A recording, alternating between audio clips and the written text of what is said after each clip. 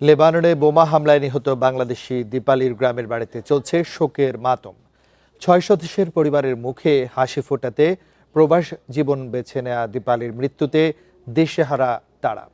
দ্রুত তার মরদেহ দেশে ফিরিয়ে আনার দাবি স্বজনদের। বুধবার রাতে লেবাননের রাজধানী বৈরুতে ইসরায়েলি বোমা হামলায় গৃহকর্তার পরিবারের সাথে নিহত হন বাংলাদেশের দীপালি আক্তার।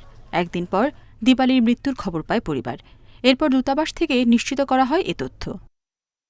স্বজনরা জানান, হতদরিদ্র পরিবারের সচ্ছলতা ফিরিয়ে আনতে ২০১১ সালে ১৮ বছর বয়সে লেবাননে যান দীপালি আক্তার। ২০২৪ সালে দেশে এসে কয়েক মাস থেকে আবার ফিরে যান লেবানন। ৬ সদস্যের পরিবারে দীপালি হয়ে ওঠেন ভরসার নাম। ছোট আশেপাশে লোক মেঠাটা গেল ওই দেখে ওই এসে গেল আর কি। তখনও তার যাবে দিবে চাইছিলাম না, তারপরে জোর জোরম করে গেল।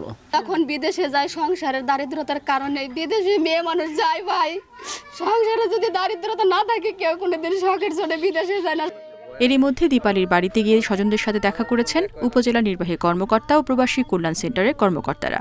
দীপালির মরদেহ দেশে ফিরিয়ে আনার ব্যবস্থা হচ্ছে বলে জানান কর্মকর্তারা।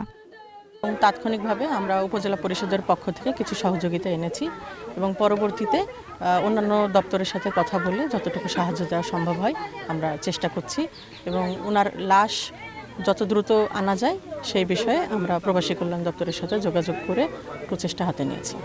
নিহত দীপালি চর ভদ্রাসনের পূর্ব মুন্সিরচর গ্রামের মোফাজ্জল শেখের মেয়ে। ৩ বোন ও 2 ভাইয়ের মধ্যে চতুর্থ সন্তান ছিলেন দীপালি। Independent news.